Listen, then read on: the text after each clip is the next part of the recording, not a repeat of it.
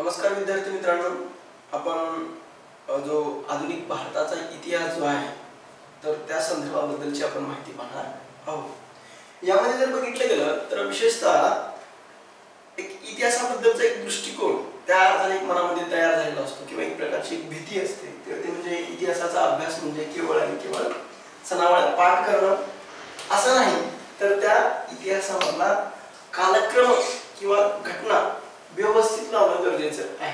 विशेषतः आपण राज्यसेवा असेल, PSI-STI असेल, टॅक्स असिस्टंट असेल, लिपिक किंवा टंकलेखकची परीक्षा असेल किंवा पोलीस भरती असेल, या संदर्भामध्ये ज्यावेळेस आपण भारताचा इतिहास आणि विशेष संदर्भ महाराष्ट्र या अनुषंगाने आपण ज्यावेळेस अभ्यास करतोय त्यावेळेस आपण आजच्या या लेक्चरमध्ये आपण काय करूया की साधारणतः आपला जो इतिहासाचा सिलेबस आहे तो नेमका काय आहे, आयोग नेमकं त्या पॉइंट ऑफ व्ह्यूने कशा पद्धतीने विचारतं या संदर्भाबद्दलचा आपण या लेक्चरमध्ये आपण अभ्यास करूया।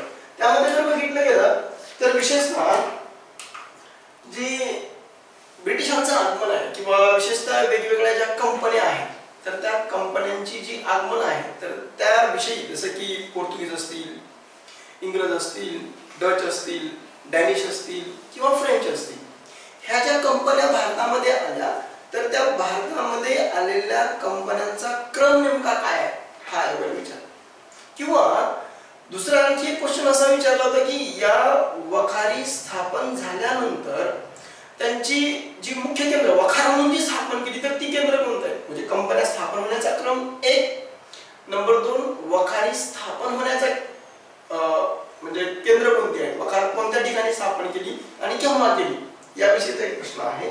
आणि नंबर 3 की त्यांचे मुख्यालय कुठे आहे, जसे की पोर्तुगीज असतील, पोर्तुगीजांचं पहिलं कोचीन होतं, नंतर गोवा झालं, किंवा इंग्रजांचं कसं बदललं किंवा इतरांची, तर त्या अनुषंगाने काय आहे। आणि चौथा जो आहे तर तो म्हणजे ह्या कंपन्या किंवा हे देश हे भारतातून केव्हा सोडून गेले या अनुषंगाने प्रश्न विचारले जातात। तर त्या अनुषंगाने आपण चर्चा करूया। त्यामध्ये जर बघितलं गेलं तर विशेषतः कंपनी स्थापन होण्याचा क्रम, कंपनी स्थापन होण्याच्या क्रमामध्ये जर बघितलं गेलं तर विशेषतः तुम्हाला सगळ्यांनाच माहित आहे की 1498च्या कालखंडामध्ये वास्को दी गामा केप ऑफ गुड होपला वळसा घालून तो कालिकत बंदरामध्ये आला। 1498ला जरी तो आला असला तरी देखील त्या काळामध्ये पोर्तुगीजांची कंपनी मात्र त्या कालखंडामध्ये स्थापन झालेली नव्हती। तर ती केव्हा स्थापन झाली तर ती आहे 1502च्या कालखंडामध्ये पोर्तुगीज कंपनी, त्यालाच आपण तिचं जे मूळ नाव आहे तर इस्तादो द इंडिया अशा पद्धतीचं नाव तिचं मूळ आहे, पण आपण आपल्याला समजून येण्यासाठी म्हणून आपण त्याला ईस्ट इंडिया अशा पद्धतीने घेतलं। नंबर 2 ची कंपनी कोणती स्थापन झाली तर ती म्हणजे इंग्रजांची ईस्ट इंडिया कंपनी, ज्याला आपण शॉर्टकट मध्ये ईस्ट इंडिया कंपनी आपण त्या अर्थाने म्हणतोय। तर ती कधी स्थापन झाली तर ती 31 डिसेंबर 1600च्या कालखंडामध्ये स्थापन झाली। जे डच आहेत डचांची जी कंपनी स्थापन झाली तर ती कंपनी कधी स्थापन झाली 1602च्या कालखंडामध्ये कंपनी स्थापन झाली। आता 1616च्या कालखंडामध्ये डॅनिश कंपनी स्थापन झाली। आता इथे एक गोष्ट मात्र तुम्ही लक्षात घ्या, जसं पोर्तुगीज हे कुठले आहेत तर ते पोर्तुगालचे आहेत, इंग्रज कुठले आहेत तर इंग्लंडचे आहेत, मग तसंच डच नेमके कुठले आहेत किंवा डॅनिश नेमके कुठले आहेत। यामध्ये जर बघितलं गेलं डच हे हॉलंडचे आहेत, डॅनिश हे डेन्मार्कचे, हे मात्र आपल्याला नीटपणे लक्षात ठेवलं पाहिजे। आणि शेवटचा जो मुद्दा आहे तर तो म्हणजे 1664च्या कालखंडामध्ये फ्रेंच ईस्ट इंडिया कंपनीची स्थापना झाली। आयोगाने आतापर्यंत जे विचारले गेले तर या कंपन्यांचा नेमका क्रम काय, तर आपल्याला कंपन्याचा क्रम मात्र निश्चित लक्षात ठेवायचा आहे। तो म्हणजे काय, पोर्तुगीज आहेत, नंतर इंग्रज आहेत, नंतर डच, नंतर डॅनिश आणि मग शेवटी फ्रेंच।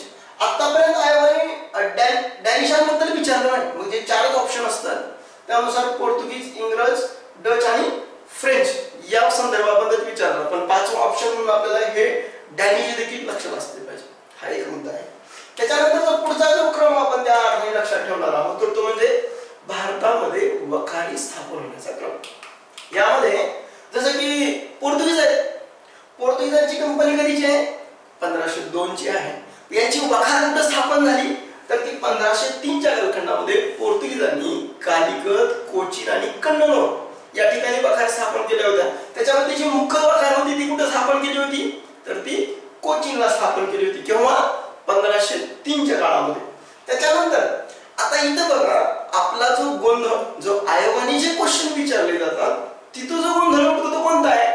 एक लक्षात घ्या, जसं इथं कंपनी स्थापन झाली. कंपनी कोणती स्थापन झाली? एक म्हणजे ईस्ट इंडिया कंपनी जी इंग्रजांची, ती केव्हाची? 1600च्या कालखंडामध्ये. कंपनी स्थापन झाली 1600ला. भारतामध्ये वखार मात्र कधी स्थापन झाली तर ती डचांची अगोदर झाली, नंतर इंग्रजांची झाली. क्रम मात्र इथं फक्त चेंजेस होतोय. डच हे अगोदर आहे आणि इंग्रज हे नंतर आहे. म्हणजे कोणतं? जसं तुम्हाला बऱ्याच वेळा असा प्रश्न विचारला जातो किंवा बऱ्याच वेळा काही पुस्तकांमध्ये देखील असं आहे की इंग्रजांनी जी कंपनी स्थापन केली ती 1600, वखार जी स्थापन केली तर ती 1608 मध्ये. नीटपणानं आणि बारकाईने लक्षात ठेवा, ब्रिटिशांनी भारतामध्ये पहिल्यांदा वखार स्थापन करण्याचा पहिला प्रयत्न कुठे केला तर तो सुरत मध्ये केला. कधी केला? 1608 मध्ये केला. पण त्याला वखार स्थापन करायला परवानगी दिली का? नाही दिली. तर ती 1611 मध्ये मसुलीपट्टणम मध्ये झाली आणि 1613 मध्ये म्हणजे 1612च्या कालखंडामध्ये पोर्तुगीजांचा बेडा आणि इंग्रजांचा बेडा याच्यामध्ये युद्ध झालं. त्याला पराभूत केलं. त्याला प्रभावित होऊन जहांगीर हा प्रभावित झाला आणि मग 1613ला सुरत मध्ये वखार स्थापन करण्याला परवानगी दिली. ही गोष्ट मात्र तुम्हाला नीटपणाने लक्षात असली पाहिजे. म्हणजे कोणती? इथं फक्त आपला जो चेंजेस आहे सेम आहे, बाकी दुसरं काही नाही. फक्त आपल्याला इथं लक्षात काय ठेवायचं? हा जो क्रम आहे तो म्हणजे डचांची कंपनी 1600, वखार जी आहे तर ती वखार कधीची आहे? 1605 ला आहे. आणि ईस्ट इंडिया कंपनी म्हणजे इंग्रजांची आहे तर ती कधीची आहे? 1611च्या कालखंडामध्ये आहे. त्याच्यानंतर मग जे डॅनिश आहे, डॅनिशांनी 1616 मध्ये तमिळनाडूमध्ये त्राणकेवार या ठिकाणी ही वखार त्या कालखंडामध्ये स्थापन करण्याची भूमिका घेतली गेली. आणि त्याच्यानंतर 1664च्या कालखंडामध्ये जी फ्रेंच ईस्ट इंडिया कंपनी आहे तर त्याची वखार कधी स्थापन झाली? 1668च्या कालखंडामध्ये ही सुरतला त्यांनी वखार त्या कालखंडामध्ये स्थापन केली गेली. हे आपल्याला लक्षात ठेवता येईल. म्हणजे हा तुम्हाला मात्र चार्ट एकदा जर डोळ्यात जर एक असा फोटोकॉपी करून घेतली एक डोळ्यामध्ये पक्क आपल्या मेमरीमध्ये तर मला नाही वाटत की पुन्हा तुमचा एखादा मार्क जाईल म्हणून. तर मला वाटतं की हा कंपनी स्थापन होण्याचा क्रम, दुसरा वखारी स्थापन होण्याचा क्रम, या अनुषंगाने आपल्याला इथे लक्ष देता येईल. दुसरा आहे ते म्हणजे भारतातून बाहेर जाणाऱ्या म्हणजे हे ज्या कंपन्या भारतामध्ये आल्या तर ह्या कंपन्या भारतातून बाहेर केव्हा गेल्या किंवा त्यांची जी राजधानीचे केंद्र किंवा जी एक मुख्य केंद्र म्हणून त्या कालखंडामध्ये कोणकोणती होती तर त्या अनुषंगाने आपण अगोदर त्यांची मुख्य केंद्र पाहू. जसं की पोर्तुगीज आहेत. पोर्तुगीजांनी काय केलं होतं? 1503च्या कालखंडामध्ये कालिकत, कोचीन आणि कन्नौज या ठिकाणी वखार स्थापन केली. त्याच्यामधलं मुख्य केंद्र कोणतं आहे तर ते कोचीन आहे. कोचीन हे कधीपर्यंत म्हणजे विशेषतः 1503 ते 1929 पर्यंत हे मुख्य केंद्र कोणतं राहिलं होतं तर त्यांचं कोचीन हे मुख्य राहिलं. परंतु विजापूरच्या आदिलशहाकडून त्यांनी गोवा जिंकून घेतलं. कधी घेतलं होतं? 1510 मध्ये गोवा हे जिंकून घेतलं गेलं होतं. त्याच्यानंतरच्या कालखंडामध्ये 1530 पासून ते 1961 पर्यंत म्हणजे गोवा मुक्ती संग्राम जो तुम्हाला सगळ्यांनाच माहित आहे तर तेव्हापर्यंत. आणि इथं एक प्रश्न तसाच तयार होतो. तो प्रश्न काय तयार होतो की सर्वात अगोदर आलेले जे युरोपियन आहेत किंवा परकीय आहेत तर त्याच्यामध्ये सगळ्यात प्रथम कोण आहे तर ते पोर्तुगीज आहेत. आणि भारतातून जाणारे जे आहेत तर ते देखील कोण आहेत? हे पोर्तुगीज आहेत. हे तुम्हाला नीटपणे लक्षात ठेवायचं. कारण त्याशिवाय म्हणजे जी आपल्याला नवीन माहिती किंवा ज्याच्यावर भर दिला जातो तर ते आहे. त्याच्यानंतर कालखंडामध्ये इंग्रज आहेत. इंग्रजांची विशेषतः 1613 पासून ते 1687 पर्यंतच्या कालखंडामध्ये त्यांचं जे मुख्य केंद्र होतं म्हणजे विशेषतः पश्चिमेकडचं तर ते मुख्य केंद्र कोणतं होतं? सुरत होतं. पुढे 68च्या पुढे नंतरच्या कालखंडामध्ये बॉम्बे आलं आणि म्हणजे त्या कालखंडामध्ये जी राजकन्या आहे त्या कालखंडामध्ये तिला जे आंदर म्हणून त्या पोर्तुगीजांनी त्या कालखंडामध्ये देण्याची जी भूमिका घेतली गेली होती तर त्या अनुषंगाने ते बॉम्बे हे बेट इंग्रजांना दिलं गेलं आणि पुढे ते 87 पासून दक्षिणेकडचं बॉम्बे हे त्यांचं मुख्य केंद्र राहिलं, हे एक वेगळे आपल्याला सांगता येईल. तशाच पद्धतीनं दक्षिणेकडे आहे, दक्षिणेकडे म्हणजे विशेषतः इंग्रजांचं ते म्हणजे 1611 पासून ते 1658 पर्यंत हे मुख्य केंद्र कोणतं राहिलं होतं? मसुलीपट्टणम हे त्याचं मुख्य केंद्र राहिलं. आणि पुढे नंतरच्या टप्प्यामध्ये 1658 पासून त्याची जागा एकूण घेतली तर ती मद्रासनी घेतली गेली. तसंच मग बंगालमध्ये देखील काय होतं, बंगालमध्ये पुढे नंतरच्या टप्प्यामध्ये जर बघितलं की कलकत्ता हे मुख्य केंद्र राहिलं. जसं तुम्हाला सगळ्यांनाच माहित आहे की ती म्हणजे 1912 पर्यंत हे कलकत्ता हे त्यांचं राजधानीचं मुख्य केंद्र एकूणच भारतभरामध्ये राहिलं. पुढे 12च्या कालखंडामध्ये जे तुम्हाला सगळ्यांना माहित आहे तर ते म्हणजे कधी दिल्लीला पुढे नंतर बदलण्याची भूमिका ही त्या कालखंडामध्ये घेतली गेली, हे एक वेगळे पण सांगता येईल. तसंच डचांचं आहे, डचांनी 1610 पासून ते 1690 पर्यंत हे पुलिकत हे त्यांचं मुख्य केंद्र राहिलं. पुढं 1690च्या कालखंडामध्ये नागापट्टणम ही त्यांची मुख्य केंद्र राहण्याची भूमिका घेतली गेली. डॅनिश आहे, डॅनिशांनी 1676 ला हे त्यांचं मुख्य केंद्र हे श्रीरामपूर किंवा सेरामपूर हे त्यांनी स्थापन केलं गेलं. आणि ते ज्यावेळेस भारतामधून गेले तर ते भारतामधून 1845च्या कालखंडात ज्यावेळेस गेले त्यावेळेस ते शेवटचं त्यांचं ते मुख्य केंद्र कायमस्वरूपी तेच राहिलं, हे एक वेगळे पण सांगता येईल. फ्रेंचांचंही तसंच होतं, पहिल्यांदा त्यांचं मुख्य केंद्र कोणतं होतं? सुरत होतं, नंतर मसुलीपट्टणम झालं आणि शेवटच्या टप्प्यामध्ये ज्यावेळेस भारतातून ज्यावेळेस हे फ्रेंच गेले तर त्यावेळेस ते त्यांचं मुख्य केंद्र कोणतं होतं? तर ते पॉंडिचेरी हे मुख्य केंद्र होतं, हे आपल्याला सांगता येईल. आता प्रश्न हा आहे की भारतामधून हे जे गेले जे युरोपियन गेले तर त्याचा आपण एक क्रम पाहूया. तर तो क्रम म्हणजे कोणता आहे? पोर्तुगीज हे केव्हा गेले तर ते 1961च्या कालखंडामध्ये गेले. नंबर 2 डच कधी गेले तर डच हे 1795च्या कालखंडामध्ये गेले. डॅनिश कधी गेले तर ते 1848च्या कालखंडामध्ये गेले. इंग्रज कधी गेले तर ते तुम्हाला सगळ्यांनाच माहित आहे, ते म्हणजे कधी 1947च्या कालखंडामध्ये गेले. आणि शेवटी फ्रेंच आहे, फ्रेंच हे शेवटच्या टप्प्यामध्ये 1954 ला पॉंडिचेरी हे त्यांनी मुक्त नंतरच्या टप्प्यामध्ये मुक्त केलं, हा एक लक्षात ठेवता येईल. इथे एक लक्षात ठेवा, जे युरोपियन आहेत ज्याच्यावर क्वेश्चन विचारले जातात, एक म्हणजे कंपन्या स्थापन होण्याचा क्रम जो आपण पाहिला, दुसरा वखारी स्थापन होण्याचा क्रम तो एक आपण पाहिला, तिसरा होता त्याची जी मुख्य केंद्र कोणकोणती आहेत त्या अनुषंगाने पाहिली, आणि तिसरा आहे हे कंपन्या किंवा कंपन्या म्हणण्याऐवजी हे जे युरोपियन होते तर ते भारतातून बाहेर जाण्याचा क्रम हे आपल्याला त्या अनुषंगाने सांगता येईल. म्हणजे युरोपियनांचं आगमन या अनुषंगाने किंवा मग फ्रेंच असतील, पोर्तुगीज असतील, डच असतील, इंग्रज असतील, डॅनिश असतील यांची नेमकी काय भूमिका राहील या अनुषंगाने आयोग ते क्वेश्चन विचारतात आणि त्या अनुषंगाने आपल्याला मुळातून पुन्हा नंतरही अभ्यास करता येईल. त्याच्यानंतरच्या टप्प्यामध्ये जर बघितलं गेलं तर तो पुढचा आहे तर तो म्हणजे या अनुषंगाने तर तो म्हणजे इंग्रज आणि फ्रेंचांचा संघर्ष. याच्यामध्ये इंग्रज आणि फ्रेंच यांची म्हणजे ज्याला आपण कर्नाटकची 3 युद्ध असं आपण म्हणतो. आता इथं ज्यावेळेस आपण ह्या युद्धांचा अभ्यास करतो त्यावेळेस तुम्हाला एक गोष्ट लक्षात आली पाहिजे, तर ती म्हणजे काय, युद्ध कोणत्या कालखंडामध्ये झाली म्हणजे त्याचा कालखंड मात्र निश्चित लक्षात ठेवायचा. केव्हा कालखंड कोणत्या काळात झाली. नंबर 2 ती कोणाकोणामध्ये झाली, म्हणजे आपल्याला जास्त अवघड करायचं नाही. एक आहे कालखंड लक्षात ठेवायचा आहे, ते कोणाकोणामध्ये झाली हे लक्षात ठेवायचं आहे. मग झालं तर कोणाचा विजय झाला आणि कोणाचा पराजय झाला हे देखील आपल्याला लक्षात ठेवायचं आहे. त्याच्यामध्ये मग कोणत्या प्रमुख व्यक्ती आहेत याकडे लक्ष द्यायचं, हे एक वेगळे आपल्याला त्या अर्थानं सांगता येईल. त्याच्यामध्ये आपण साधारणतः ओझरचा उल्लेख आपण पाहूया. तर तो म्हणजे काय की जे पहिलं कर्नाटकचं युद्ध झालं तर ते पहिलं कर्नाटकचं युद्ध कधीच आहे तर ते 1746 ते 48च्या कालखंडामध्ये झालं. याचं मूळ कारण काय होतं तर इंग्रजांची कंपनी आणि फ्रेंचांची कंपनी ह्या 2 कंपन्या आपापसांमध्ये युद्ध करायच्या. भारतामध्ये त्याचं काही तक्रार वगैरे तशी झाली होती का, अर्थातच नव्हती.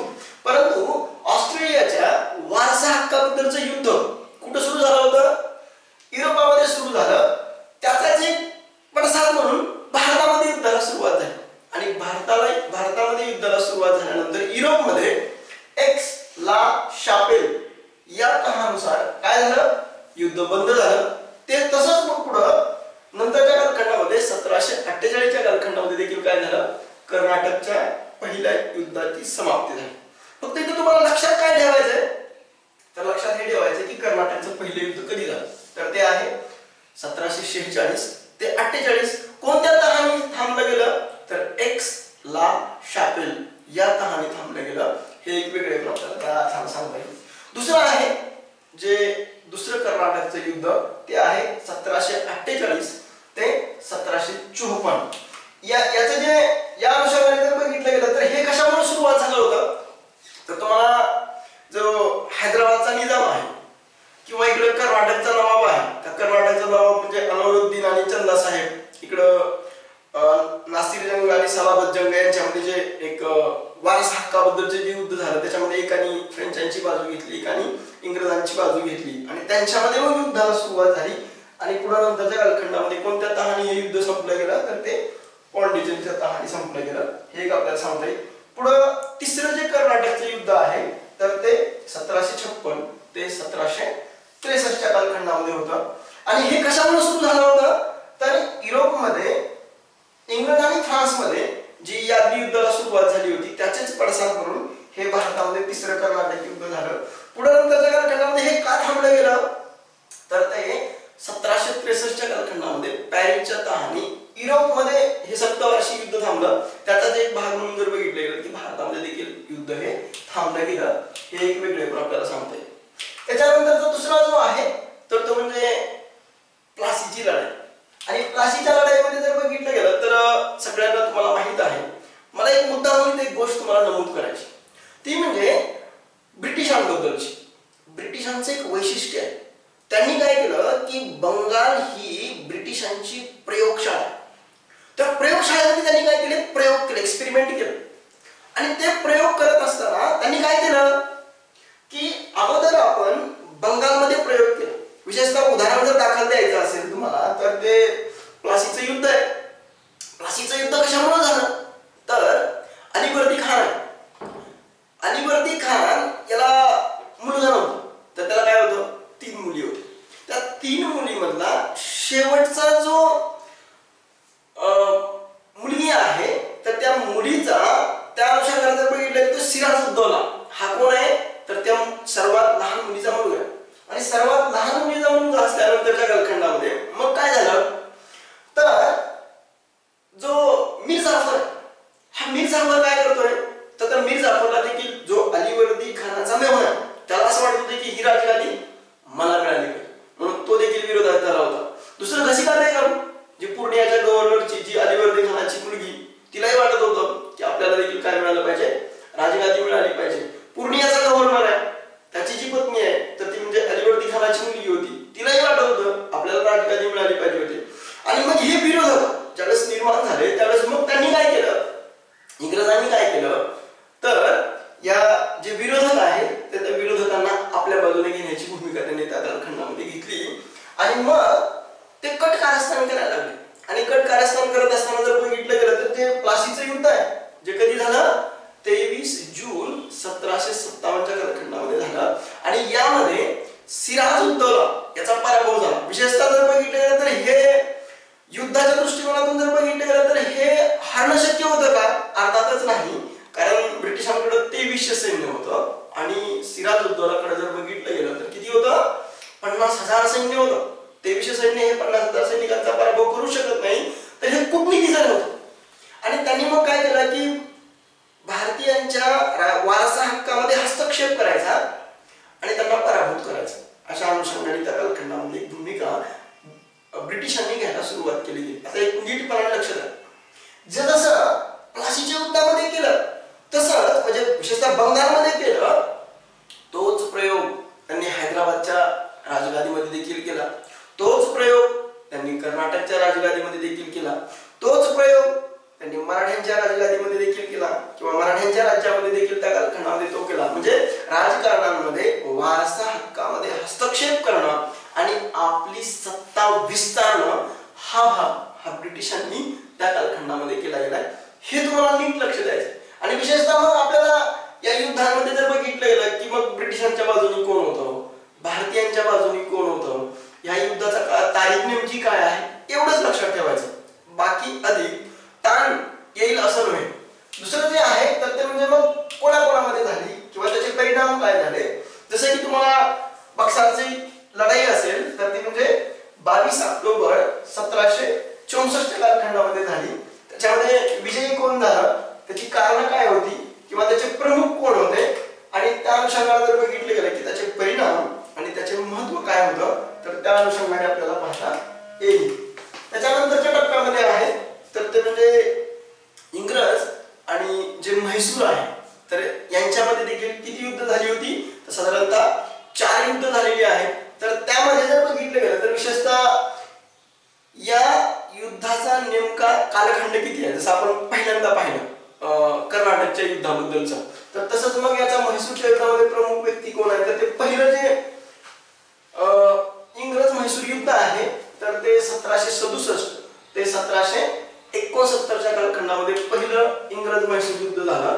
आणि दुसरं आहे तर ते म्हणजे 4 एप्रिल 1769 कालखंडामध्ये ब्रिटिशांचा त्या कालखंडामध्ये काय झाला होता, पराभव झाला होता. हे एक वेगळे आपल्याला सांगता येईल. आणि या पहिल्या इंग्रज म्हैसूर युद्धांमध्ये कोण विजेता झाला होता तर तो हैदर अली हा विजेता झाला होता.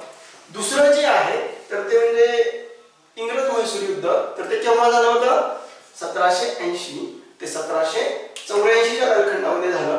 आणि ते कोण होतं त्या कालखंडामधला प्रमुख, जसं की तो 1767 ते 69 कालखंडामध्ये कोण आहे तो स्मिथ आहे, त्याचं नेतृत्व करणारा. तसं इकडे कोण आहे तर तो वॉरेन हेस्टिंग आहे.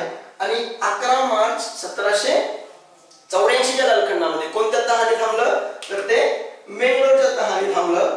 पुढे नंतरच्या टप्प्यामध्ये 4 मे 1784 कालखंडामध्ये कोणाचा टिपू सुलतानचा राज्याभिषेक झाला. पुन्हा तिसऱ्या युद्धाला सुरुवात झाली ते म्हणजे 1790 ते 1792 कालखंडामध्ये.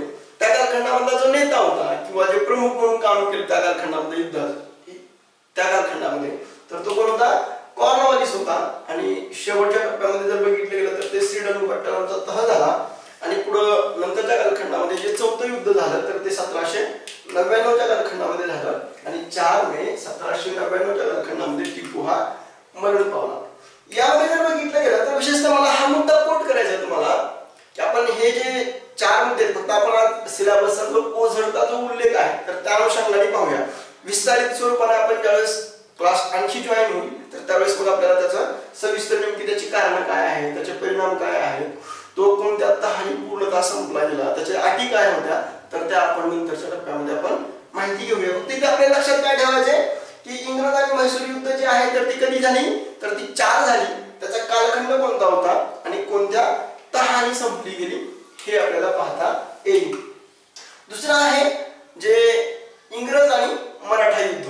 इंग्रज आणि मराठ्यांमध्ये किती युद्ध झाली तर ती 3 युद्ध झाली. त्या 3 युद्धामध्ये जर बघितलं गेलं तर जसं की पहिलं युद्ध आहे तर ते पहिलं युद्ध हे 1775 ते 1782 कालखंडामध्ये. मी तुम्हाला एक याच्या अगोदर सांगितलं होतं की ब्रिटिशांनी बंगाल ही ब्रिटिशांची प्रयोगशाळा आहे, बरोबर आहे. आणि त्या प्रयोगशाळेमध्ये त्यांनी काय केलं होतं राजकारणामध्ये वारसा हक्कांमध्ये हस्तक्षेप करायचा. मराठ्यांच्या राजकारणामध्ये त्यांनी तितकंसं लवकर हस्तक्षेप न करण्याची भूमिका घेतली गेली. त्याचं एक उदाहरण जर बघितलं गेलं तर हे कशामध्ये त्या कालखंडामध्ये माधवराव पेशव्यांचा मृत्यू झाला. आणि मृत्यू झाल्यानंतर त्या कालखंडामध्ये जे नारायणराव त्यांचे बंधू आहेत तर ते आले राजगादीवर. आणि ते आल्यानंतरच्या टप्प्यामध्ये जर बघितलं गेलं तर जे रघुनाथराव आहे तर रघुनाथरावाला असं वाटत होतं की पेशवाईचं जे पद आहे तर ते मला मिळालं पाहिजे. म्हणून त्यांनी त्या कालखंडामध्ये काय केलं नारायणरावाचा वध हा त्या कालखंडामध्ये रघुनाथरावांनी करण्याची भूमिका गार्ड्यांच्या हातून केली गेली अशा अर्थाची भूमिका आहे. आणि त्यामध्ये मग ज्यावेळेस गार्ड्यांच्या हातून हत्या झाली नारायणरावाची त्यावेळी त्या कालखंडामध्ये म्हणजे बारभाई कारस्थान आहे ज्याला म्हटलं जातं तर त्यांनी असं ठरवलं गेलं की जर त्यांच्या पत्नीला मुलगा झाला तर त्याला राजगादीवर बसवायचा आणि त्याचा दुसरा निर्णय घेऊ. मग त्या अनुषंगाने तो मुलगा झाला आणि तो राजगादीवर बसला. त्याचं नाव सवाई माधवराव म्हणून जो इतिहासामध्ये ओळखला जातो. तर तो आल्यानंतर त्या कालखंडामध्ये मग रघुनाथरावाला असं वाटलं की आपल्याला पेशवाईचं पद मिळालं पाहिजे. यासाठी म्हणून त्या कालखंडामध्ये कोणाशी संधान साधलं ब्रिटिशांची संधान साधलं. तो म्हणजे कुठल्या मुंबईचे जे गव्हर्नर आहेत त्यांच्याशी संधान साधलं गेलं आणि एक तह केला गेला. कोणता तह केला गेला? 1775च्या कालखंडामध्ये सुरतचा तह केला. 1775च्या कालखंडामध्ये जेव्हा सुरतचा तह केला गेला त्यावेळेस 1773च्या रेग्युलेटिंग ऍक्ट नुसार 1774च्या पुढे नंतरच्या टप्प्यामध्ये ज्यावेळेस तुम्ही पाहताय त्यावेळेस वॉरेन हेस्टिंग ज्यावेळेस गव्हर्नर म्हणून आला होता त्यावेळेस मग गव्हर्नर आणि त्याला सहाय्य करणारं जे आहे तर ते म्हणजे काउन्सिल यांच्यामध्ये त्या कालखंडामध्ये ज्यावेळेस तो गव्हर्नर म्हणून आला त्यावेळेस मग मद्रासचा गव्हर्नर आणि मुंबईचा गव्हर्नरला निर्णय घेण्याचे अधिकार त्यांनी काही अंशी काय केले ते कमी केले गेले. त्यांनी सर्व कोण ठरला होता तर तो बंगालचा गव्हर्नर ठरला होता. मग त्याला असं वाटलं होतं विशेषतः हेस्टिंगला असं वाटलं की मला न विचार यांनी हा काय केलाय तह केला. मग त्यांनी त्याचा एक राग किंवा चीड म्हणून त्यांनी त्या कालखंडामध्ये काय केलं बंगालवरून तह करण्यासाठी म्हणून जे बंगालला जी प्रत गेली होती सुरतच्या तहाची तर त्या अनुषंगाने त्याला विरोध म्हणून त्यांनी त्या कालखंडामध्ये काय केलं 1776च्या कालखंडामध्ये पुरंदरचा तह केला. पुरंदरचा तह यासाठी की मग रघुनाथरावाला ते मदत करणार नाहीत म्हणजे इंग्रज मदत करणार नाहीत अशा अर्थाची भूमिका त्यांनी त्या कालखंडामध्ये घेतली.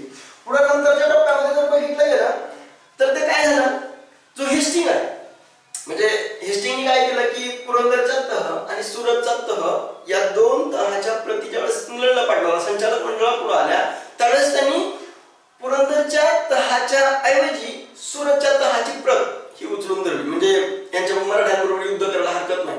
आणि त्याच कालखंडामध्ये जसं 1776च्या कालखंडामध्ये अमेरिकन स्वातंत्र्य युद्धाला सुरुवात झाली होती आणि त्याच कालखंडामध्ये एक फ्रेंच व्यक्ती सेंट ल्युबन नावाचा जो आहे तर तो पुण्याच्या दरबारामध्ये गेला होता आणि त्याचं मोठ्या योग्य पद्धतीने त्या कालखंडामध्ये त्याचं स्वागत करण्याची भूमिका घेतली गेली होती. त्याचा एक राग किंवा चीड म्हणून त्या कालखंडामध्ये पुढे काय झालं होतं तर ती युद्धाला सुरुवात झाली होती आणि पुढे युद्धाला सुरुवात झाल्यानंतरच्या कालखंडामध्ये जर बघितलं गेलं तर 1779च्या कालखंडामध्ये ज्यावेळेस पुन्हा युद्धाला सुरुवात झाली तर त्यावेळेस मग पुन्हा एकदा त्यांना काही अंशी हार मागायला लागली. 1779च्या कालखंडामध्ये मग ब्रिटिशांनी पुन्हा काय केला वडगावचा तह केला गेला आणि हे युद्धाला जी सुरुवात झाली होती 1775 पासून ते जवळजवळ 82 पर्यंत अधिकचं नामलं गेलं.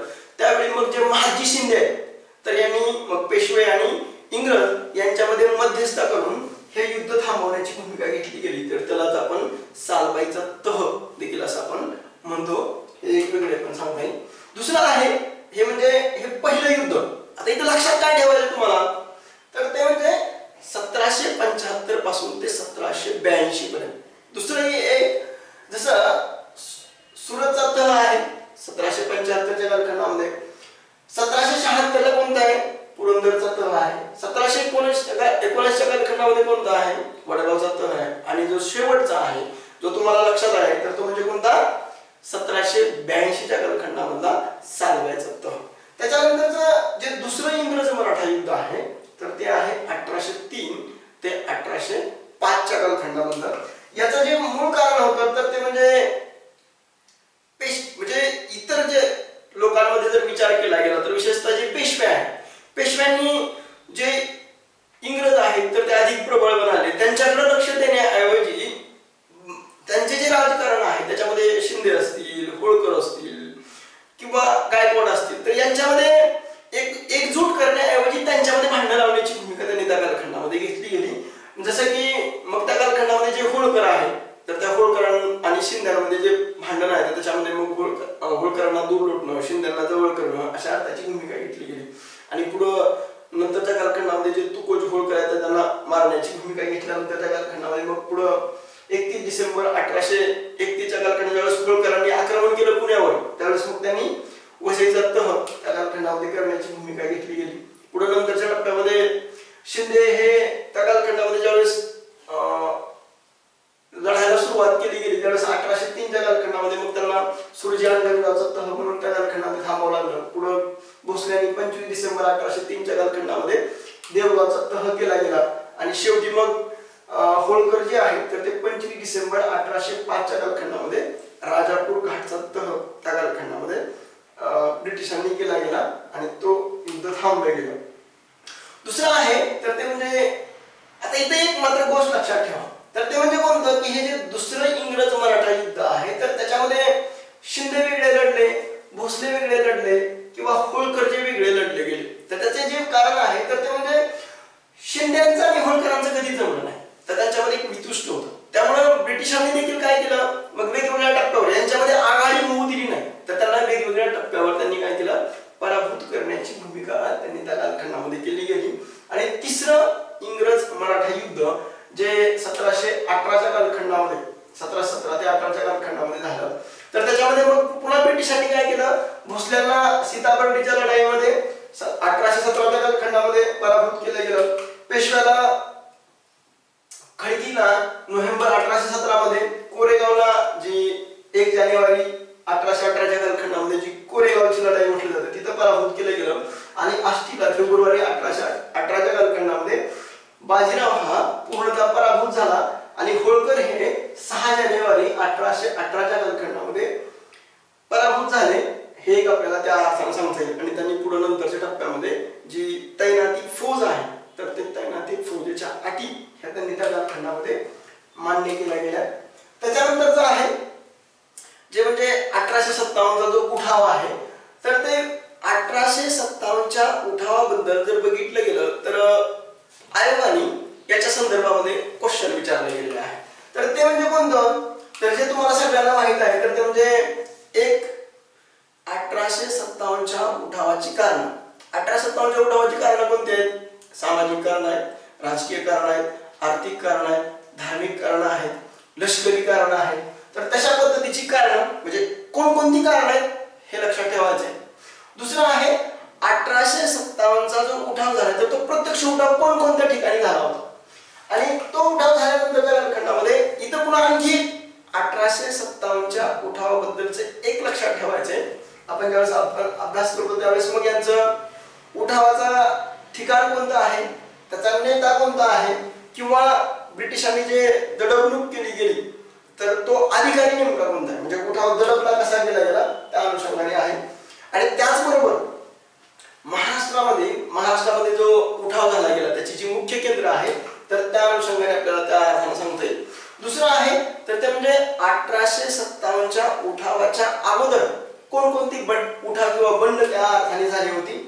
आणि त्याच्यानंतरच्या कालखंड उदाहरणार्थ जर बघितलं की वासुदेव बळवंत फडके यांचं बंड असेल किंवा 1857च्या उठावानंतर जर बघितलं गेलं तर विशेषतः जे परिणाम झाले तर ते म्हणजे पुढे नंतरच्या कालखंडामध्ये 1858चा जो राणीचा जाहीरनामा आहे किंवा 1861चा जो कायदा आहे त्याचं जे फलित आहे तर ते आपल्याला त्या अर्थाने सांगता येईल. म्हणजे 1857च्या उठावा संदर्भामध्ये तुम्हाला एक गोष्ट लक्षात असली पाहिजे तर ते म्हणजे काय, एक म्हणजे राजकीय कारण. मग राजकीय कारण कोणकोणती आहेत या संदर्भामध्ये प्रश्न विचारले जातात. किंवा दुसरं जे आहे तर ते म्हणजे सामाजिक कारण, धार्मिक कारण, लष्करी कारण. मग शेवटचं जे तुम्हाला सगळ्यांनाच माहित आहे तर ते म्हणजे कोणतं, जे तात्कालिक कारण, जे कारतूस प्रकरण आहे. मग त्या अनुषंगाने आपल्याला म्हणजे साधारणतः आयोगाने कोणत्याही परीक्षा जरी इतर ज्या जसे की PSIST असेल किंवा राज्यसेवा असेल त्याच्यामध्ये कमीत कमी एक किंवा जास्तीत जास्त 2 ते 3 क्वेश्चन हे 1857च्या उठावा संदर्भात विचारले जातात. त्याच्यामध्ये जर बघितलं की मग उठावा संदर्भामधली जी कोणकोणती पुस्तिका आहे तर त्या पुस्तिकांमध्ये जसे की सावरकर असतील किंवा इतरांची पुस्तकं असतील किंवा या उठावाचं नेमकं स्वरूप काय आहे, त्याचे वादविवाद कोणते आहेत तर त्या अनुषंगाने ह्या 1857च्या उठावाबद्दल विचारलं जातं. दुसरा जो अधिकचा जो प्रश्न विचारला जातो तर तो म्हणजे काय की कोणत्या ठिकाणी उठाव झाला, म्हणजे त्याचं मुख्य केंद्र कोणतं होतं. दुसरं आहे हे मुख्य केंद्र असताना त्याच्यामध्ये मग कोणत्या भारतीय व्यक्तींनी नेतृत्व केलं गेलं हा एक विचारलं जातं. जसं की कानपूर असेल तर त्या कानपूरचं नेतृत्व हे त्या कालखंडामध्ये मग जे नानासाहेब आहेत तर त्यांच्याकडे होतं असं गृहीत धरलं जातं. आणि त्याच्यानंतर त्या कालखंडामध्ये मग त्याचा पाडाव कोणी केला गेला, जसं की झाशीची राणी असेल मग ते ह्यूरोजनी नेतृत्व त्या कालखंडामध्ये ब्रिटिशांकडून केलं गेलं. किंवा इकडं झाशीच्या राणीचं नेतृत्व झाशीने त्या कालखंडामध्ये करण्याची भूमिका घेतली गेली. किंवा दिल्लीचं असेल तर दिल्ली हे मुख्य केंद्र जर असेल तर मग त्याचं मुख्य जर बघितलं गेलं तर त्या सेनापती म्हणून कोणी काम केलं तर ते बख्त खाननी केलं गेलं होतं. किंवा त्याचा नेता म्हणून जर कोण होतं तर ते बहादूर शाह होता. त्याचा पाडाव नेमका इंग्रज अधिकारी म्हणून नेमकं कोणी केला गेला अशा संदर्भामध्ये क्वेश्चन विचारले जातात. याच्यावर अधिक लक्ष देणं अधिक गरजेचं गरजेचं आहे हे आपल्याला त्या अर्थाने सांगता येईल. दुसरं आहे इथं ज्यावेळेस आपण पाहतोय की पुढच्या टप्प्यामध्ये जे सिलेबसच्या अनुषंगाने जर बघितलं गेलं तर ब्रिटिशांची भारतामधली जी जमीन महसूल पद्धती आहे तर ती नेमकी कशा पद्धतीची आहे. तर त्यामध्ये जर बघितलं गेलं तर पहिल्यांदा ब्रिटिशांनी 23 जून 1757च्या कालखंडामध्ये जे प्लासीचं युद्ध झालं आणि प्लासीचं युद्ध झाल्यानंतरच्या कालखंडामध्ये मग नेमकी कोणती पद्धत तिथं महसूल गोळा करण्यासाठीची अवलंबावी असा एक विचार हा ब्रिटिशांच्या मनामध्ये आला आणि मग त्यांनी त्या कालखंडात विशेषतः वॉरेन हेस्टिंगनी काय केलं होतं बोली पद्धत. त्या बोली पद्धत म्हणजे ज्याला आपण लिलाव पद्धत आपण असं म्हणतो. तर ती लिलाव म्हणजे काय की त्या कालखंडामध्ये किंवा त्याला दुसरं एक नाव आहे ते म्हणजे सूर्यास्तकाल म्हणजे शेवटची जी डेट आहे आणि त्या दिवसाच्या आत हा महसूल भरला पाहिजे अशा अर्थाची भूमिका होती. तर त्या अनुषंगाने ही लिलाव पद्धत ही त्या कालखंडामध्ये होती. पुढे नंतरच्या कालखंडामध्ये जी त्यांना असं लक्षात आलं की वॉरेन हेस्टिंगनी लिलाव पद्धत ही 1 वर्षासाठी म्हणून पूर्वीच्या कालखंडामध्ये सुरू केली गेली होती. त्याला तसं पुढं हेस्टिंगला असं वाटलं की दरवर्षीची बोली पद्धत लावण्याऐवजी आपण काय करूया एकदा 5 वर्षाचा निश्चित सारा ठरवूया म्हणून त्याला पंचवार्षिक योजना देखील त्या अर्थाने म्हटलं जातं. पुढे नंतरच्या कालखंडामध्ये ज्यावेळेस कॉर्नवॉलिस भारतामध्ये आला आणि भारतामध्ये आल्यानंतर तो लॉर्ड होता. लॉर्ड म्हणजे जमीनदार आणि तो जमीनदार असल्यामुळं त्याला असं वाटत होतं की जसं अकबर आहे अकबरच्या कालखंडामध्ये राजा तोरणमल आहे त्या राजा तोरणमलनी जे जमिनीचे जे 4 प्रकार केले होते पोलस पर्वती चाचर बंजर. पोलस म्हणजे त्याच्यावर दरवर्षी उत्पादन घेतलं जातं.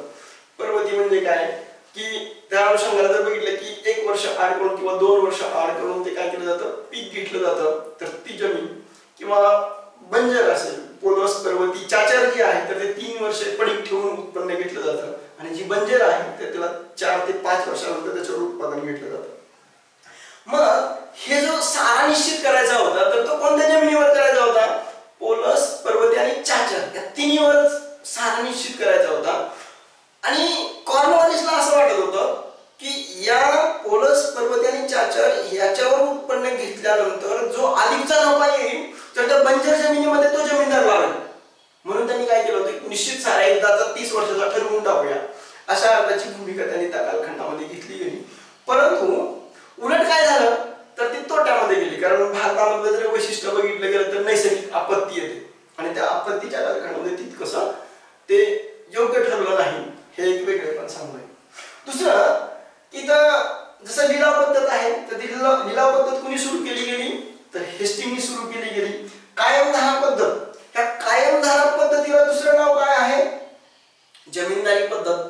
त्याच्यानंतर त्यालाच बऱ्याच वेळा आपल्याला आयोगाने क्वेश्चन विचारला जातो की एकतर ती कायमधारा पद्धती सांग कायमधारा पद्धत कोणी सुरू केली गेली किंवा जमीनदारी पद्धत कोणी सुरू केली गेली किंवा त्याला दुसरे एक नाव आहे तर तो म्हणजे मालगुजारी. तर हे मालगुजारी नेमकं हे कायमधारा पद्धतीचं एक नाव आहे हे तुम्हाला लक्षात ठेवावं लागेल. आणि मग हे कायमधारा पद्धत ही कोणी सुरू केली गेली तर ती जॉन शोअरनी त्या कालखंडामध्ये त्याचा अभ्यास केला गेला म्हणून कायमधारा ही जॉन शोअरच्या नावाने ओळखली जाते. ती लॉर्ड कॉर्नवॉलिसनी त्या कालखंडामध्ये सुरू केली गेली हे एक वेगळे पण आपल्याला सांगता येईल. जी रयतवारी आहे तर ती रयतवारी मद्रास मधील बारामहल प्रांतामध्ये सर थॉमस रो यांनी त्या कालखंडामध्ये लागू करण्याची भूमिका घेतली. पुढे नंतरच्या कालखंडामध्ये जी महालवारी जी आहे ती पंजाबमध्ये त्या कालखंडामध्ये सुरू केली गेली तर ती कोणती होल्ट मॅकेंजी यांनी त्या कालखंडामध्ये ही महालवारी पद्धत सुरू केली गेली. आणि सगळ्यात महत्त्वाचं आहे ते म्हणजे प्रांतानुसार आपल्याला लक्षात काय ठेवायचं की ही जमीन महसूल पद्धत ज्यावेळेस आपण पाहतो की कायमधारा पद्धत कोणत्या प्रांतामध्ये होती रयतवारी पद्धत कोणत्या प्रांतामध्ये महालवारी पद्धत कोणत्या प्रांतामध्ये या प्रांतानुसार आपल्याला लक्षात ठेवावं लागेल. जसं की बंगालचा भाग असेल तर तिथं कायमधारा आहे मद्रास आणि मुंबई असेल तर तिथं कोणती आहे रयतवारी पद्धत आहे आणि महालवारी पद्धत ही पंजाबच्या भूभागांमध्ये आहे हे एक वेगळे पण सांगते. त्याच्याही मध्ये जर बघितलं गेलं तर विशेषतः या तिन्ही पद्धतीमध्ये जर बघितलं गेलं तर विशेषतः जे जमिनीखाली जी लागवडीखाली जी जमीन होती तर त्याच्यामध्ये मग कायमधारा पद्धत जी आहे तर त्याच्यामध्ये किती होती तर साधारणतः विशेषतः 31% भूभाग हा त्या अर्थाने त्याच्या अंडरमध्ये होता, हा 19% होता आणि हा 50% त्या 50% त्या अर्थाने होता. हे एक वेगळे पण आपल्याला सांगता येईल. त्याच्यानंतर आहे तर ते म्हणजे ब्रिटिश कालखंडामध्ये गव्हर्नर आणि त्याच्यानंतरच्या कालखंडामध्ये आलेले जे व्हाईसराय आहे यांच्या संदर्भामध्ये देखील प्रश्न विचारले जातात. त्याच्यामध्ये तुम्हाला हे जे क्वेश्चन विचारले जातात तर त्याच्यामध्ये मग पुन्हा गव्हर्नर जनरल कोण होता किंवा व्हाईसराय कोण होता, तर त्या गव्हर्नर जनरलच्या किंवा व्हाईसरायच्या त्या कालखंडामध्ये त्याच्या कार्यामध्ये नेमकं काय कार्य घडलं, त्याची घटना काय होती, त्याच्या कालखंडामधला कोणाच्या कालखंडामध्ये म्हणजे कोणत्या गव्हर्नरच्या कोणत्या व्हाईसरायच्या कालखंडामध्ये कोणता कायदा अंमलात आला, जसं की त्या कालखंडामध्ये जे वेगवेगळे आयोग आले किंवा ज्या चळवळी त्या कालखंडामध्ये निर्माण झाल्या, तर या अनुषंगाने लक्ष देता आलं आहे. जसं एक उदाहरण दाखल आपण पाहूया. जो म्हणजे गव्हर्नर पहिला किंवा शेवटचा किंवा व्हाईसराय पहिला कोण आहे शेवटचा कोण आहे, तर त्या अनुषंगाने जसं बंगालचा पहिला गव्हर्नर, तर तो बंगालचा पहिला गव्हर्नर कोण आहे, तर तो वॉरेन हेस्टिंग आहे. परंतु शेवटचा गव्हर्नर कोण आहे मग तो बंगालचा, तर तो कोण आहे, लॉर्ड विल्यम बेंटिंक. तसंच भारताचा गव्हर्नर जनरल, आता लक्षात ठेवा, भारताचा म्हणजे बंगालचा गव्हर्नर वॉरेन हेस्टिंग आणि शेवटचा बंगालचा गव्हर्नर कोण आहे, लॉर्ड विल्यम बेंटिंक. आता सगळ्यात महत्त्वाचं आहे तर तो म्हणजे भारताचा गव्हर्नर जनरल, तर तो कोण आहे, लॉर्ड विल्यम बेंटिंक आहे. आणि भारताचा शेवटचा गव्हर्नर कोण आहे, लॉर्ड कॅनिंग आहे. तसंच भारताचा व्हाईसराय कोण आहे, लॉर्ड कॅनिंग आहे. आणि भारताचा शेवटचा व्हाईसराय कोण आहे, तो म्हणजे लॉर्ड माउंटबॅटन. तसंच स्वतंत्र भारताचा गव्हर्नर कोण आहे, तर तो लॉर्ड माउंटबॅटन आहे. आणि शेवटचा स्वतंत्र भारताचा गव्हर्नर कोण आहे, तर ते म्हणजे सी राजगोपालाचारी. आणि दुसरा आहे आणि जे म्हणजे शेवटचं तर ते म्हणजे स्वतंत्र भारताचा गव्हर्नर, तर ते कोण आहे, सी राजगोपालाचारी. हे स्वतंत्र भारताचे पहिले भारतीय गव्हर्नर म्हणून आपल्याला त्या अर्थाने सांगता येईल. म्हणजे अशा टप्प्याने आपल्याला त्या अनुषंगाने लक्षात ठेवावं लागेल आणि विशेषतः आयोगाने या संदर्भामध्ये क्वेश्चन विचारलेले आहेत.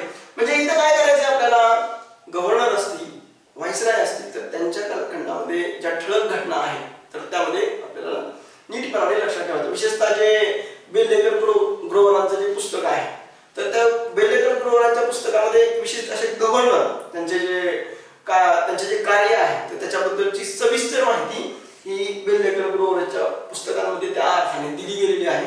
तर त्या टप्प्यानुसार आपल्याला त्या अर्थाने पाहता येईल. त्याच्यानंतर आहे जो पुढचा टप्पा तर तो म्हणजे तैनाती फौज किंवा जे डलहौसीचं जे खालसा धोरण आहे तर ते त्यामध्ये तैनाती फौज ही कोणी लागू केली गेली आणि मग ते कोणी विशेषतः तैनाती फौजेबद्दल ज्यावेळेस आपण पाहतोय त्यावेळेस मग या तैनाती फौजेचा खरा प्रणेता कोण आहे, तर तो डुप्ले आहे. त्याला पूर्व सूरी आपण त्या अर्थाने असं म्हटलं जातं. त्याचं कारण असं की त्यांनी हैदराबादचा जो निजाम आहे तर त्या हैदराबादच्या निजामाकडून उत्तरेकडचा भूभाग घेतला गेला होता, तिथं सैन्य ठेवलं होतं आणि त्या सैन्याचा जो सर्व खर्च आहे तर तो कोण करेल, तर तो निजाम करेल. अशा अर्थाची एक भूमिका घेतली गेली. त्याला एक मूळ चांगलं स्वरूप आणि त्याला विस्तार करण्याचं काम हे त्या कालखंडामध्ये कुणी केलं गेलं होतं, लॉर्ड वेलस्मिथनी केलं गेलं. म्हणून त्याला तैनाती फौज म्हणून तैनाती फौजेचा चांगला अधिक विस्तारित स्वरूप म्हणून त्या कालखंडामध्ये लॉर्ड वेलस्लीनं करण्याची भूमिका त्यांनी त्या कालखंडामध्ये केली गेली. आणि मग ह्या तैनाती फौजेच्या अटीने जर बघितलं गेलं तर मग ह्याच्यामध्ये काय झालं की ब्रिटिशांना काय फायदा झाला, मग भारतीयांचं नेमकं नुकसान काय झालं, किंवा त्याच कालखंडामध्ये जे लॉर्ड डलहौसी आहे ज्यावेळेस तो भारतामध्ये आला आणि भारतामध्ये आल्यानंतरच्या कालखंडामध्ये त्याचं कायमस्वरूपी एकच ध्येय राहिलं होतं, ते म्हणजे तो त्याच्या डोक्यामध्ये असं होतं की बंगालपासून मुंबईपर्यंत, मुंबईपासून मद्रासपर्यंतच्या जी त्या कालखंडामधली संस्थानं आहेत जी अडथळा ठरत आहेत ती नष्ट करणं आणि संपूर्ण भारत एककेंद्रित करणं हा त्याचा पहिला उद्देश होता. आणि यासाठी म्हणून तो कोणत्या ना कोणत्या कारणांवरून सत्ता हस्तगत करणं, तिथली संस्थानं मोडीत काढणं हा उद्देश लॉर्ड डलहौसी होता. आणि त्याला ते सगळं एकत्र कर संपूर्ण भारत हा एका सूत्रामध्ये त्याला त्या अनुषंगाने बांधायचा होता. म्हणून लॉर्ड डलहौसीनी त्या कालखंडामध्ये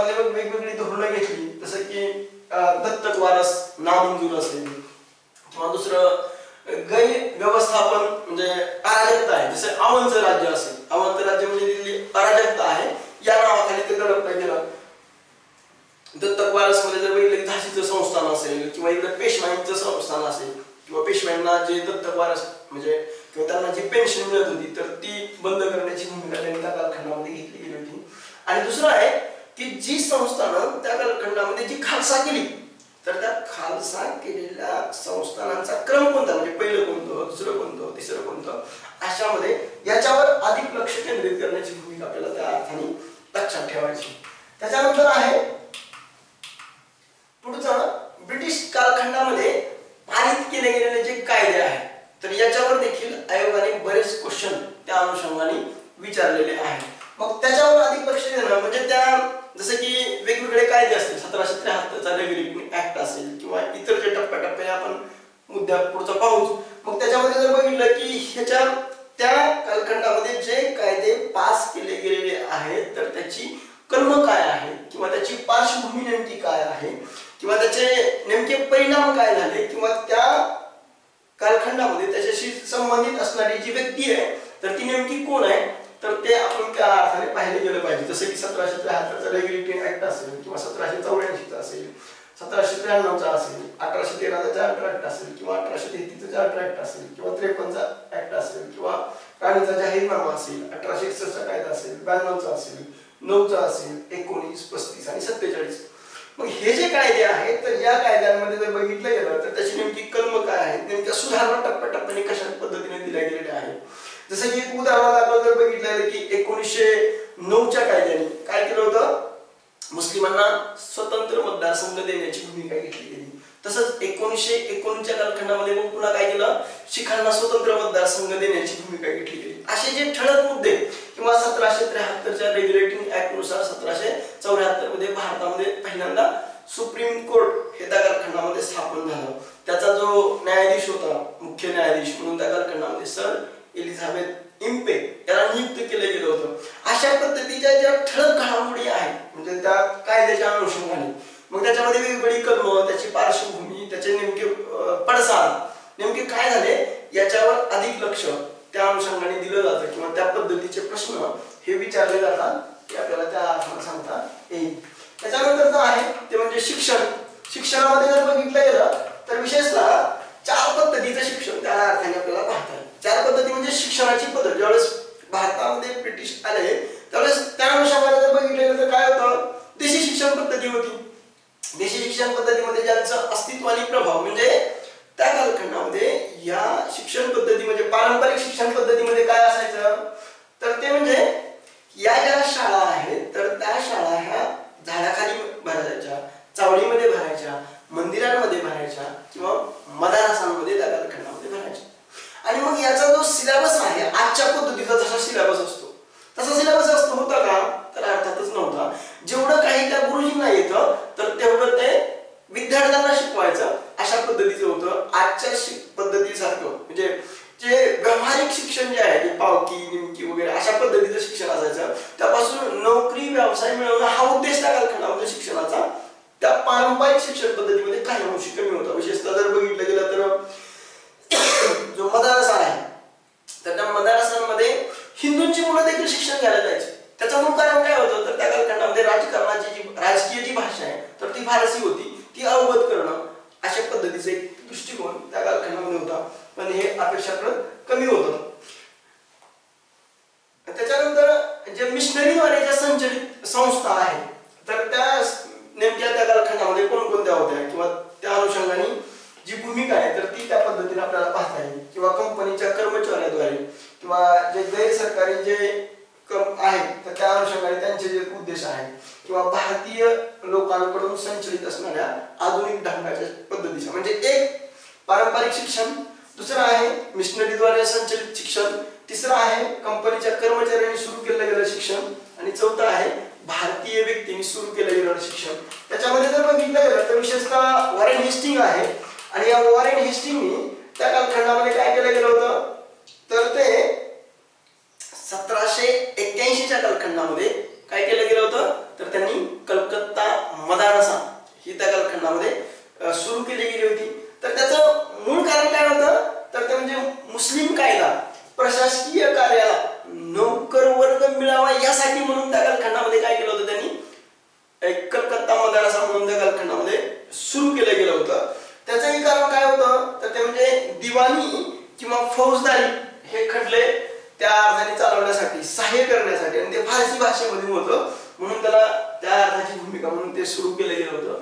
जे 1781 ला जे कलकत्ता मदारसा म्हणून जे सुरू केलं ते पुढे नंतरच्या कालखंडामध्ये काय झालं, मोहम्मदन कॉलेज ऑफ कलकत्ता हे पुढे नाव तयार झालं. ते शाळांमधलंच महाविद्यालयामध्ये रूपांतरित झालं आणि पुढे सध्या आजच्या स्थितीमध्ये जसं राज्य शासनाच्या अंतर्गत आलिया विद्यापीठ म्हणून आज प्रसिद्ध आहे. जसं की आपलं डॉक्टर बाबासाहेब आंबेडकर मराठवाडा विद्यापीठ हे काय केंद्र सरकारद्वारा आहे का, तर ते राज्य शासनाच्या अंतर्गत येतं. तशा पद्धतीचं हे आलिया विद्यापीठ म्हणून जे कलकत्ता मदारसा जे सुरू झालं होतं तर त्याचं रूपांतर झालं. पुढे नंतरच्या टप्प्यामध्ये जर बघितलं गेलं तर 1791च्या कालखंडामध्ये जो बनारसचा रेसिडेंट आहे तो म्हणजे जोनाथन डंकन यांनी 1791 ला एक बनारसमध्ये संस्कृत महाविद्यालय त्या कालखंडामध्ये सुरू केलं गेलं. ते का सुरू केलं गेलं तर ते म्हणजे हिंदू आणि मुस्लिम कायदे हे कोणाला कळले पाहिजे, ब्रिटिश न्यायाधीशांना समजून सांगितले गेले पाहिजे किंवा कळाले पाहिजे यासाठी म्हणून त्यांनी त्या कालखंडामध्ये हे संस्कृत महाविद्यालय त्यांनी त्या कालखंडामध्ये सुरू केलं गेलं. दुसरं आहे तर ते म्हणजे पुढं 1784च्या कालखंडामध्ये बंगाली शैक्षिक सोसायटी ही त्या कालखंडामध्ये स्थापन केली गेली. म्हणजे जर आपल्याला भारतीयांवर जर राज्य करायचं असेल तर आपल्याला यांचे मूळ जे ग्रंथ आहेत तर ते आपल्याला माहीत असले पाहिजे. यांचे जर रूढी प्रथा परंपरा ह्या आपण माहीत करून घेतल्या गेल्या पाहिजे. यासाठी म्हणून त्याचा अभ्यास करण्यासाठी म्हणून किंवा नवीन संशोधन करण्यासाठी म्हणून किंवा माहिती मिळवण्यासाठी म्हणून बंगाली शैक्षिक सोसायटी स्थापन केली गेली. पुढं 1784च्या कालखंडामध्ये एशियाटिक रिसर्चर्स म्हणून ही त्या कालखंडामध्ये एक दरवर्षी प्रकाशित नवीन संशोधन जे आहे ते प्रकाशित करण्याची भूमिका त्या कालखंडामध्ये घेतली गेली. दुसरं आहे ते म्हणजे आपल्याला भारतीय राष्ट्रीय काँग्रेस आहे. तर ते भारतीय राष्ट्रीय काँग्रेस ज्यावेळेस भारतामध्ये स्थापन झाली जी तुम्हाला सगळ्यांना माहित आहे तर ते म्हणजे 28 डिसेंबर 1885च्या कालखंडामध्ये. तर भारतामध्ये जो राष्ट्रवाद आहे, राष्ट्रवाद म्हणजे जसं की ज्यावेळेस एक राष्ट्रवादाची म्हणजे आपण सर्व भारतीय एक आहोत ही जी भावना आहे तर ती भावना भारतीय लोकांमध्ये नव्हती असा एक म्हणजे एक राग किंवा चीड ही भारतीय लोकांमध्ये नाही असं ब्रिटिशांनी ठासून सांगितलं होतं. तर ते तो जो राष्ट्रवाद आहे आम्ही सर्व एक आहोत ही जी भावना आहे तर ती भावना निर्माण होण्याची जी कारणं आहेत तर ती नेमकी कोणकोणती आहेत हे आपल्याला त्या अर्थाने सांगता येईल. किंवा जसं की भारतीय राष्ट्रीय काँग्रेस आहे तर त्या भारतीय राष्ट्रीय काँग्रेसची जी स्थापना आहे तर त्या स्थापनेच्या अगोदर नेमक्या कोणकोणत्या संघटना आहेत तर त्या देखील आपल्याला माहित असल्या पाहिजे. जसे की बंगालमधल्या संघटना, मद्रासमधल्या संघटना, मुंबईमधल्या संघटना याच्यावर देखील अधिक लक्ष देणं आवश्यक आहे आणि या अनुषंगाने आपल्याला त्या अर्थाने पाहता येईल. किंवा सगळ्यात महत्त्वाचं आहे की ते म्हणजे आयोगाने जे अधिकाधिकचे प्रश्न त्या अनुषंगाने विचारले गेले तर ते म्हणजे कोणते आहेत की म्हणजे भारतीय राष्ट्रीय काँग्रेसची अधिवेशनं कोणकोणती आहेत, त्याच्यामध्ये मग त्या अधिवेशनामध्ये कोणते ठराव झाले किंवा त्या अधिवेशनाचे अध्यक्ष कोण आहेत याच्यावर अधिक लक्ष देणं महत्त्वाचं. म्हणजे 1885 पासून ते 1947 पर्यंत नेमके अधिवेशन कोणत्या ठिकाणी झाली आणि त्यातले मुख्य कोणते ठराव आहेत याच्यावर अधिक लक्ष केंद्रित करणं आणि त्याच्यावर प्रश्न विचारले जातात हे आपल्याला त्या अर्थाने सांगता येईल. त्याच्यानंतर आहे सगळ्यात महत्त्वाचं तर ते म्हणजे या अधिवेशनामध्ये नेमकी महिला अध्यक्ष कोण आहे. जर बघितलं की भारतीय राष्ट्रीय काँग्रेसमध्ये जी महिला अध्यक्ष आहे तर ती कोण आहे, पहिली जी ॲनी बेझंट आहे जी नंतरच्या टप्प्यामध्ये पुन्हा नंतरच्या कालखंडामध्ये सरोजिनी नायडू असतील किंवा इंग्रज व्यक्ती असेल किंवा मुस्लिम व्यक्ती असेल किंवा मराठी अध्यक्ष म्हणून कोण आहे या अनुषंगाने आपल्याला भारतीय राष्ट्रीय काँग्रेसबद्दलच्या अशा पद्धतीनं पॉइंट ऑफ व्ह्यूनी त्यावर लक्ष केंद्रित करण्याची गरज आहे. त्याच्यानंतर भारतीय राष्ट्रीय काँग्रेस आहे. भारतीय राष्ट्रीय काँग्रेसमध्ये जसं की नंतरच्या टप्प्यामध्ये जहाल आणि मवाळ जो गट उदयाला येतोय तो म्हणजे कशा पद्धतीचा की अर्ज, विनंत्या, आवेदन, निवेदन, स्मरणपत्र, प्रस्ताव पाठवणं शिष्टमंडळ इंग्लंडला पाठवणं, अशा विचारांवर मुळीच विश्वास नसणारे ते म्हणजे कोण होते?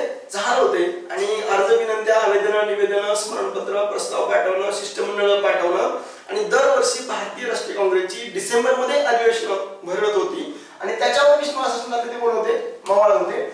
मग त्यांची ध्येय उद्दिष्ट नेमकी काय होती? त्यांच्या जसं की जहाल गट असेल, जहाल गटामध्ये लाल बाल पाल आणि योगी अरविंद घोष हे जे आक्रमक विचारसरणी म्हणून त्या कालखंडामध्ये पुढे येत होते. इथं एक मात्र गोष्ट म्हणून निश्चित लक्षात आली पाहिजे की हे काय करत होते? जहाल जे आहे तर त्यांची विचारसरणी जी आहे तर ते आपल्याला जी प्रेरणा घ्यायची लोकशाहीची असेल किंवा इतर कोणत्याही गोष्टीची असेल तर ती आपल्याला युरोपियनांकडून नाही तर ती आपल्याला आपल्या धर्मग्रंथामधून प्रेरणा घ्यायची हा उद्देश होता. ते ब्रिटिशांना म्हणजे विशेषतः त्या कालखंडामध्ये मवाळांवर आक्रमकपणाने टीका करायची. तर ते टीका काय करायचे?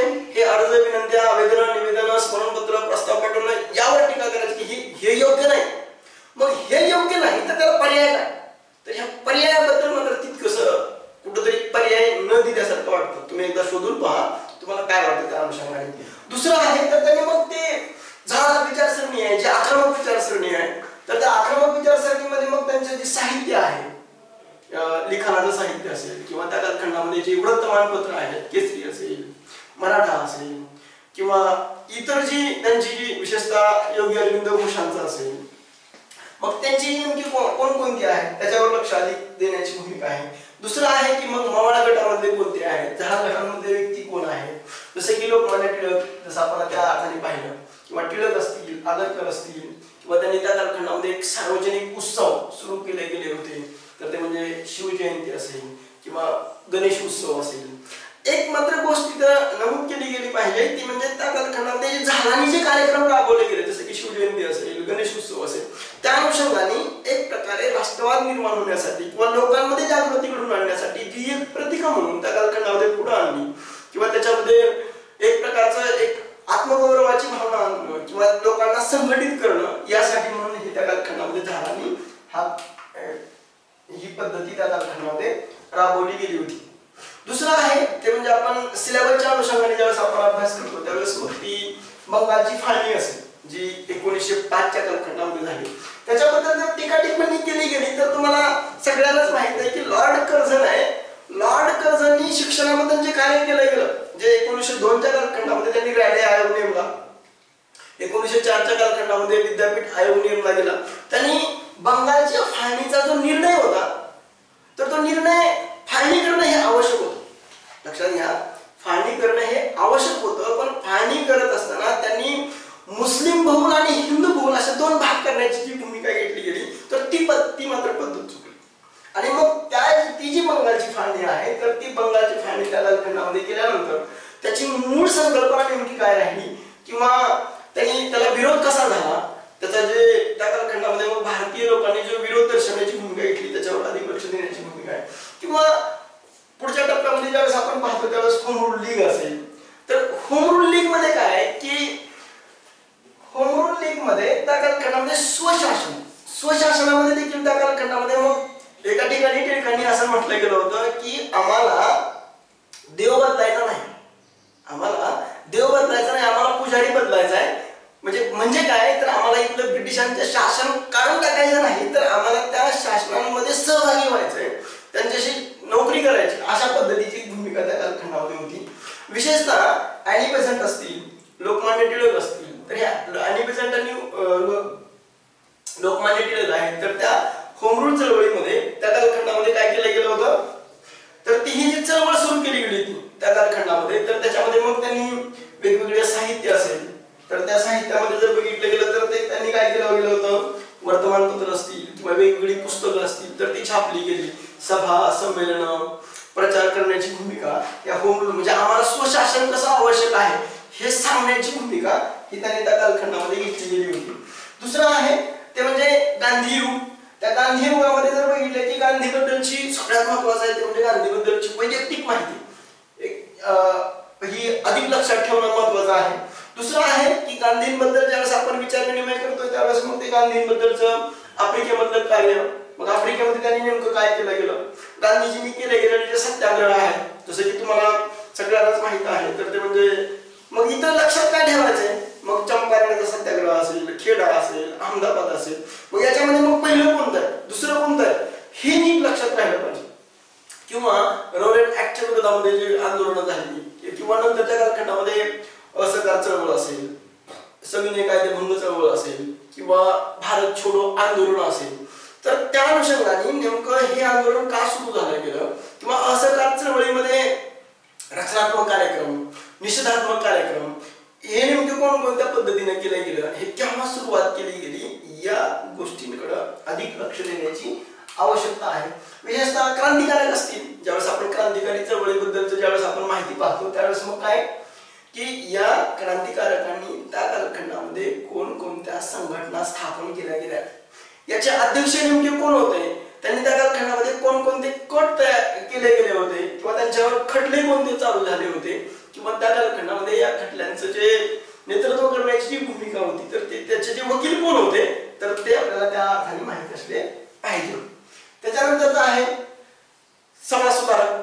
जे समाज सुधारकांमध्ये जे अधिक प्रभावीपणे त्या अर्थाने विचारले जात आहेत, जसं की फुले असतील, शाहू असतील, आंबेडकर असतील किंवा विशेषतः सावरकर असतील किंवा महर्षी धोंडू केशव कर्वे असतील, असे जे वेगवेगळे जे समाज सुधारक आहेत, तर या समाज सुधारकांवर ज्यावेळेस प्रश्न विचारले जात आहेत, तर त्या प्रश्नांमध्ये जर बघितलं तर काय असतं, तर त्यांनी सुरू केले गेलेल्या संस्था नेमक्या कोणत्या आहेत, याचे अध्यक्ष कोणते आहेत, याचे कार्याध्यक्ष कोणते आहेत आणि याचे सचिव कोण आहेत, याच्यावर लक्ष देणं.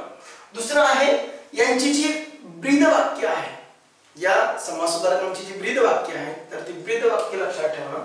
दुसरं आहे यांनी कोणत्या गोष्टीला पाठिंबा दिला, कोणत्या गोष्टीला विरोध केला गेला.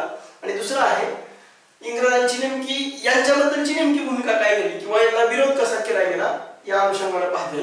दुसरं आहे जी वर्तमानपत्रामध्ये मग बंगालमधली वर्तमानपत्र कोणती आहे, मद्रासमधली वर्तमानपत्र कोणती आहे, मुंबई प्रांतामधली वर्तमानपत्र कोणती आहे आणि या वर्तमानपत्राचा नेमका कोणत्या भाषेतून आहे, इंग्रजी भाषेतून आहे, मराठी भाषेतून आहे की हिंदी भाषेतून आहे किंवा भारतीय व्यक्तींनी सुरू केली गेलेली कोणती आहेत, मग मराठी भाषेमध्ये कोणती आहेत, उर्दू मधली कोणती आहेत, बंगाली मधली कोणती आहे, इंग्रजी मधली कोणती आहे, तर त्या अनुषंगाने आपल्याला त्या अर्थाने पाहता येतं. आणि दुसरं आहे की वर्तमानपत्र पाहत असताना त्या कालखंडामध्ये जे कायदे पास झाले, कायद्यांवरती कसा भर आयोगाने म्हणजे बऱ्याच वेळा 1878चा जो कायदा व्हर्नाक्युलर प्रेस ऍक्ट, त्या अनुषंगाने जर बघितलं गेलं 68चा होता, तर तो पुढे नंतरच्या टप्प्यामध्ये जे बदल झाले, मग त्या अनुषंगाने जे वेगवेगळे कायदे त्या कालखंडामध्ये होते, तर त्याच्यावर अधिक लक्ष देणं आवश्यक आहे. किंवा संयुक्त महाराष्ट्र चळवळ असेल, त्या संयुक्त महाराष्ट्र चळवळीच्या संस्था, परिषदा, अध्यक्ष, ठिकाण याच्यावर लक्ष देण्याची आवश्यकता